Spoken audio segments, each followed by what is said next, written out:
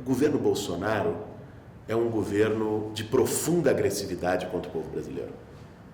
E a oposição não pode se limitar a fazer manifestações de repúdio. A oposição não pode se limitar a fazer colóquios para debater o avanço da extrema-direita no país. A oposição precisa estar preocupada em organizar as pessoas para ir às ruas. O que está em jogo nesse momento é muito grave. Com a reforma da Previdência, sobretudo, mas com um conjunto de medidas desse desgoverno que ameaça conquistas históricas do nosso povo. O que está em jogo é o futuro. O nosso futuro e o futuro das próximas gerações. Em relação à reforma da Previdência, vejam, quero até aqui a gente conversar sobre o conceito. Não é uma reforma. O que está em jogo é o fim da Previdência Pública. O que essa turma está propondo, endurecendo as regras do INSS com tempo de contribuição, né, somado à idade mínima, tornando quase proibitivo para boa parte dos trabalhadores se aposentar pelo INSS, né, e nós temos 37 milhões de trabalhadores na informalidade que não contribuem com a Previdência. Ao fazer isso, eles estão abrindo espaço para o regime de capitalização, o regime do cada um por si, da Previdência privada. É evidente que os trabalhadores com maior renda e maior estabilidade vão passar para a capitalização e vão botar a sua poupança nos bancos. E o que vai acontecer com isso é que o INSS aí sim vai ter um rombo insolúvel. Hoje, 2/3 da receita da Previdência Pública no Brasil vem da folha de pagamento, contribuição do empregador e do trabalhador. Se o trabalhador vai para a capitalização, esse dinheiro deixa de entrar no INSS. O empregador, por óbvio, deixa de contribuir. Por isso, os empregadores querem tanto a reforma da Previdência, porque eles se desobrigam com a sua cota com o INSS. Na Previdência privada é só o trabalhador que banca, não é? E o resultado disso é a falência do INSS. Olha o que aconteceu no Chile, com Pinochet após a reforma. 30 anos depois, 40 anos depois da reforma, o que nós temos é 80% dos aposentados chilenos recebendo menos de um salário mínimo, porque não conseguiram entrar na ciranda da capitalização. E é o que eles querem fazer aqui com um BPC de R$400. A minoria que tiver alguma condição se aposenta dignamente em previdência privada e a maioria recebe R$400 e morre trabalhando. Isso compromete o nosso futuro. É muito grave o que está em jogo. Não dá para a gente ficar em roda discutindo a situação ou fazendo balanço da eleição do ano passado. Já foi. É isso que eu digo quando tenho afirmado por todo o país que nós precisamos de uma oposição combativa, de enfrentamento, que esteja à altura dos desafios que estão colocados. Não uma oposição dócil e bem comportada. Olha, Aristóteles, meu caro, essa é a grande questão. A proposta dessa reforma não é combater privilégios, isso é uma mentira.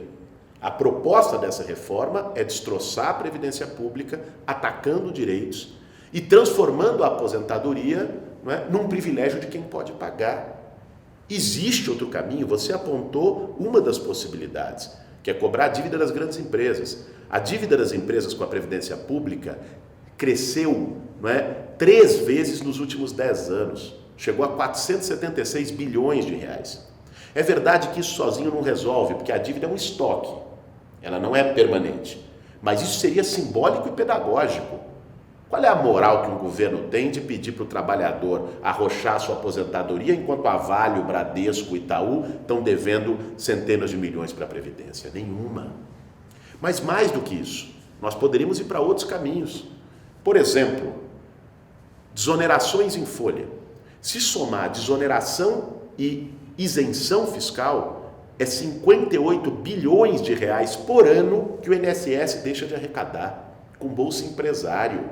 Por que não acaba com essas isenções? Boa parte delas não foram dadas em contrapartida de geração de emprego, foram conseguidas por lobby no parlamento de empresas que tinham deputados no bolso.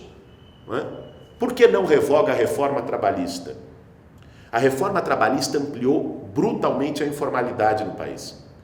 E o trabalhador que sai da formalidade, deixa de ser registrado em carteira, deixa de contribuir com o INSS. Isso reduz a arrecadação da Previdência.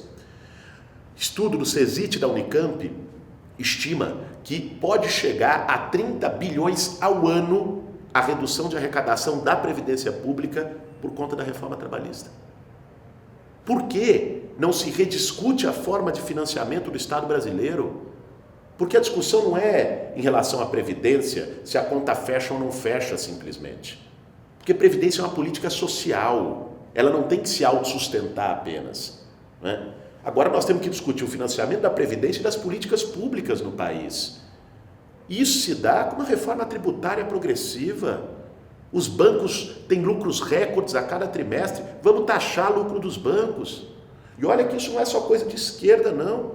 O governo da Hungria, de direita, amigo do Bolsonaro, Viktor Orbán, em 2010, fez um imposto especial sobre o lucro dos bancos. Um imposto que durou 3 anos, com uma alíquota altíssima, para poder ajudar a tirar o país da crise. Por que não vai tributar grandes fortunas, tributar lucro e dividendo, tributar grandes heranças? Nós temos que fazer esse debate. No fundo, o que está em jogo é se a aposentadoria é um direito ou se a aposentadoria é um privilégio de quem pode pagar. Essa é a lógica que eles querem impor.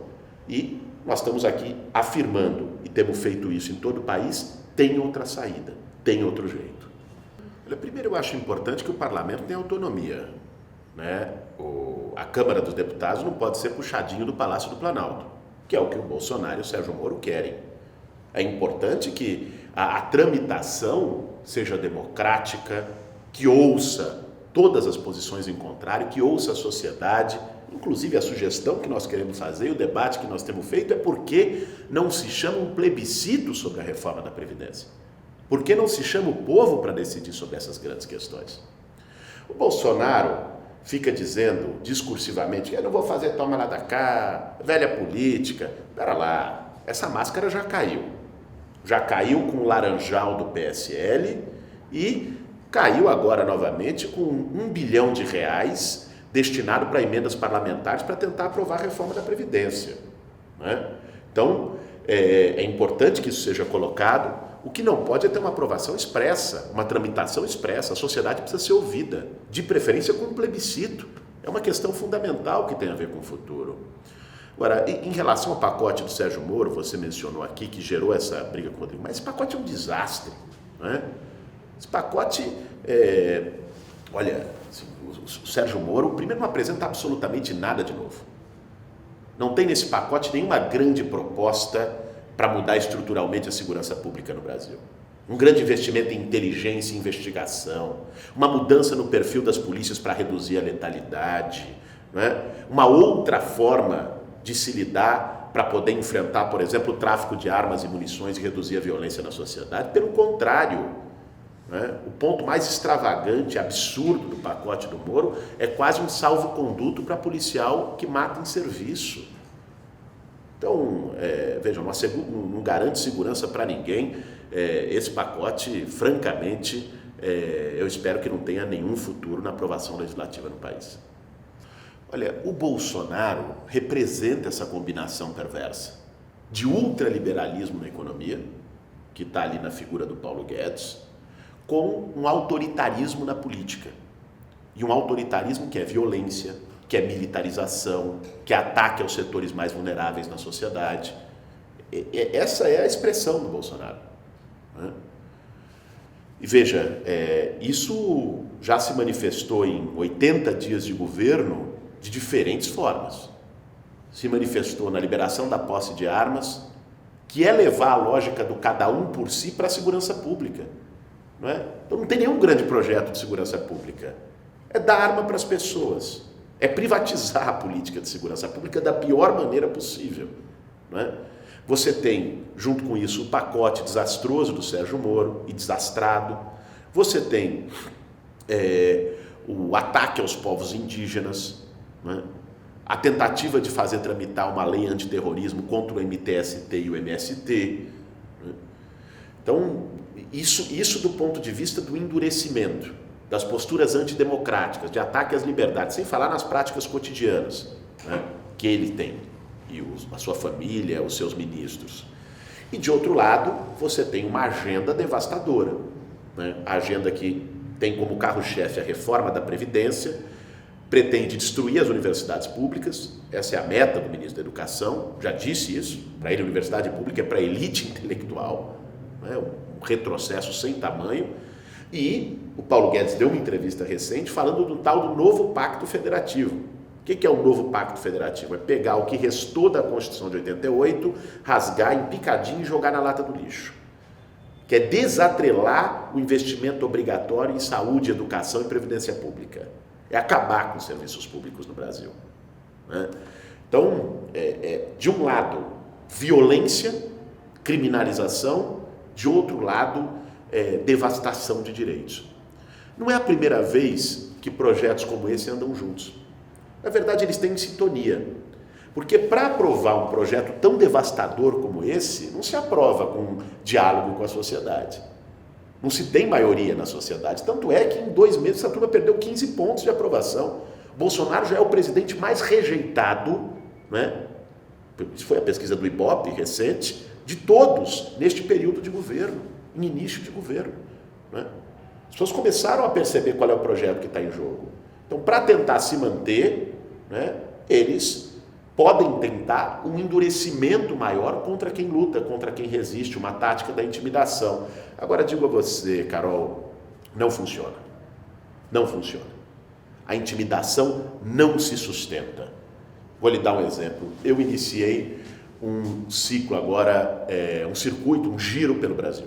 Vou passar por 12 estados até o final de abril.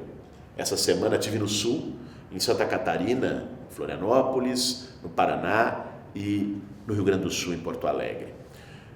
Semana que vem vou estar em Brasília, depois no norte do país, vou seguir pelo Nordeste, interior de São Paulo, Minas Gerais, Rio de Janeiro. 12 estados para fortalecer a construção da campanha contra a reforma da Previdência e ajudar a organizar a combatividade na oposição brasileira.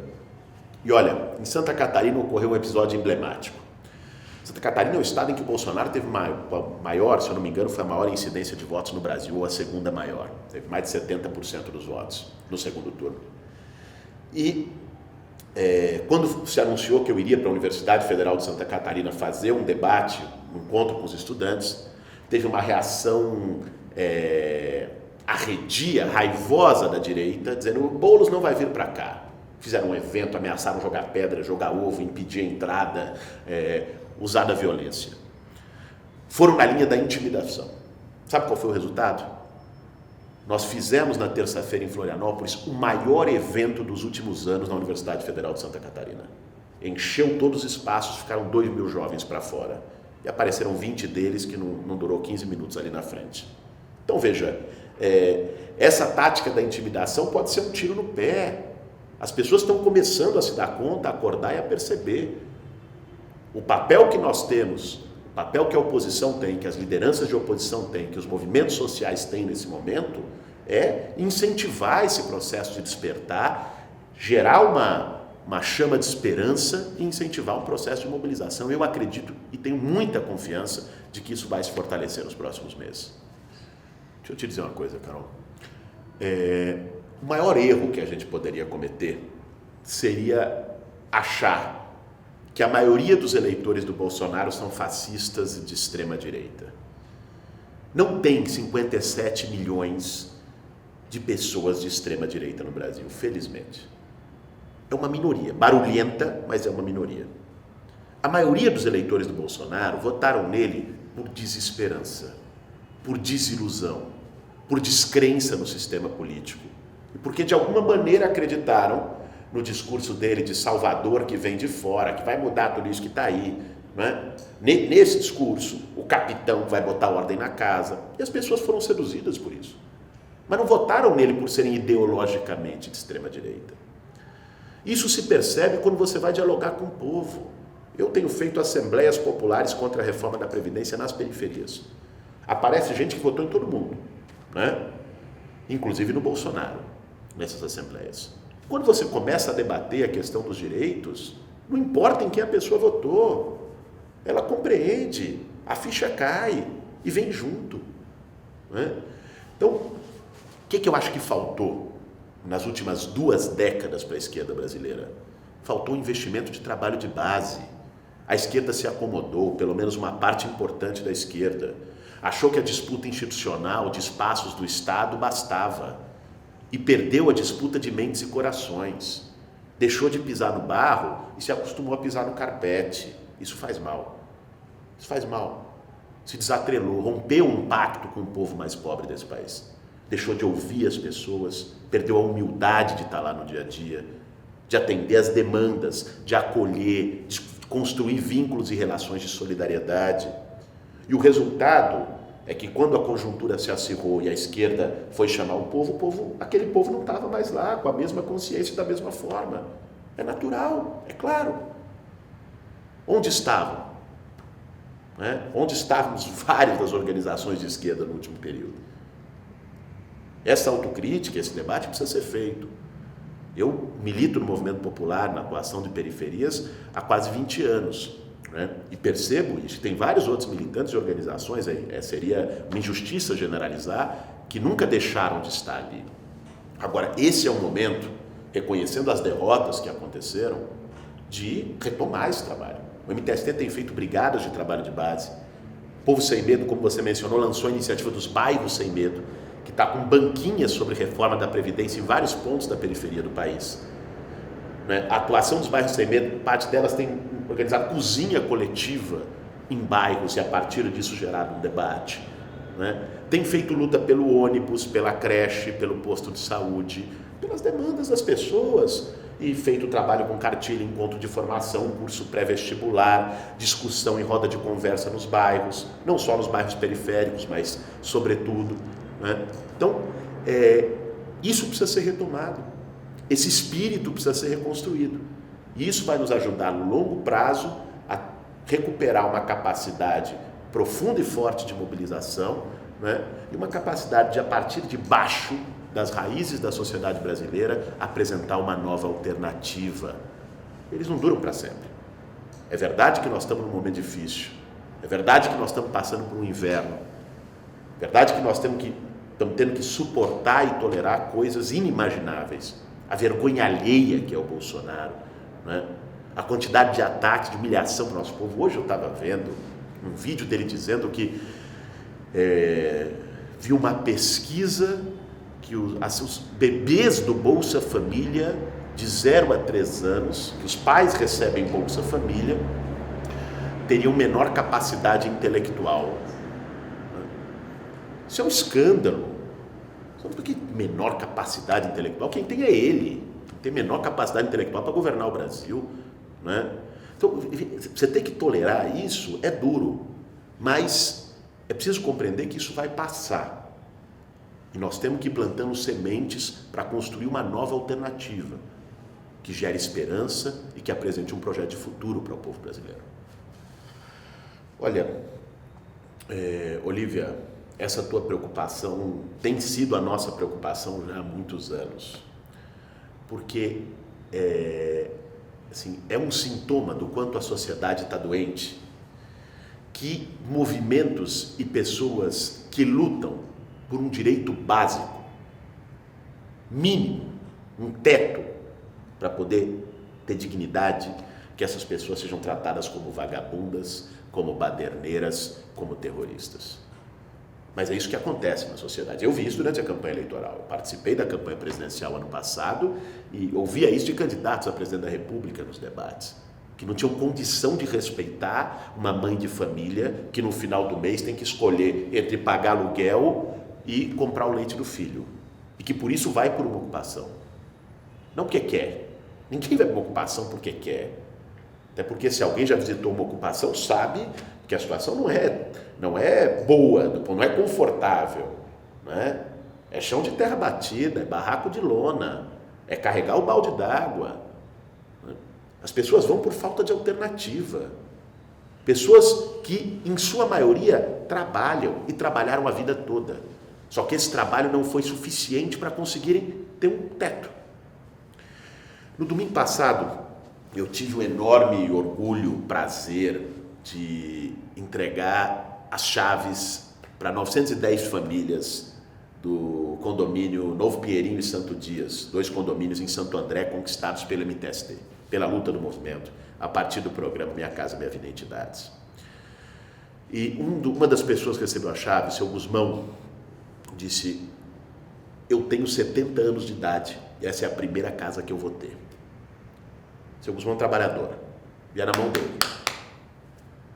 Trabalhador informal, né?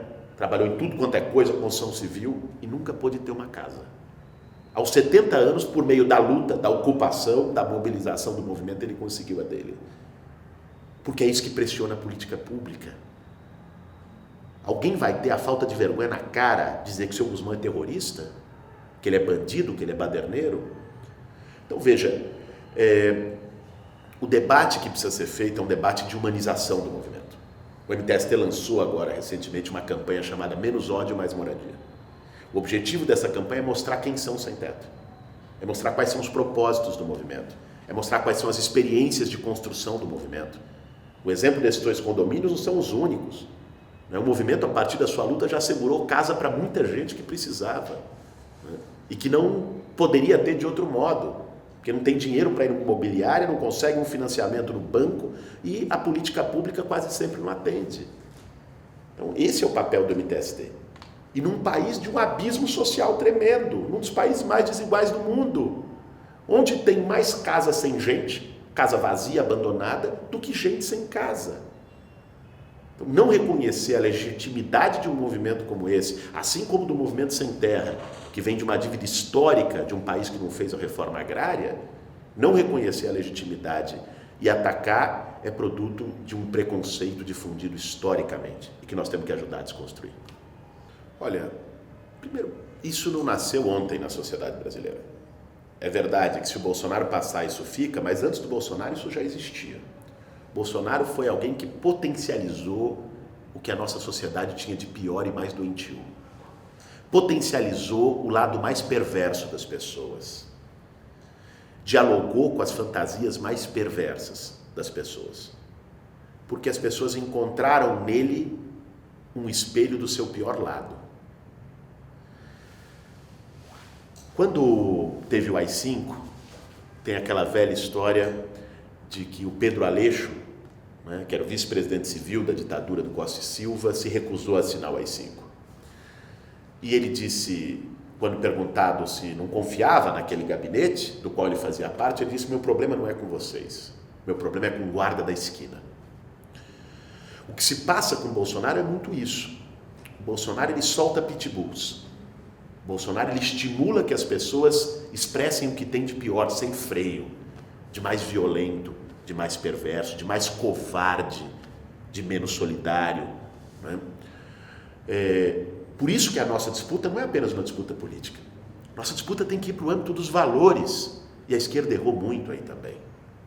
Isso foi crescendo na sociedade também porque a esquerda, o campo progressista, quando esteve no governo, o PT, não aproveitou para fazer debates amplos com a sociedade.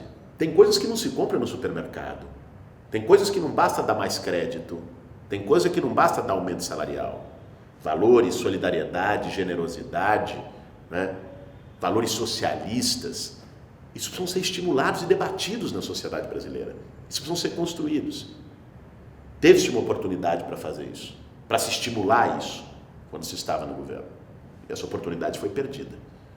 Nesse momento, é papel da esquerda, é papel da oposição ao Bolsonaro fazer uma oposição contundente e firme nas ruas, fazer uma oposição contundente no parlamento, fazer uma oposição em relação às ideias, mas fazer uma oposição também em relação aos valores. Essa batalha não está perdida. O problema é quando eles ganham de WO. Eles colocam os valores deles e a gente fica recuado e silenciado e não fala dos nossos valores, né? É preciso travar a batalha para poder disputá-la. É preciso travar a batalha para poder ganhá-la. Parte do nosso desafio é esse. Não só os políticos, claro. As pessoas que... Isso é dia a dia.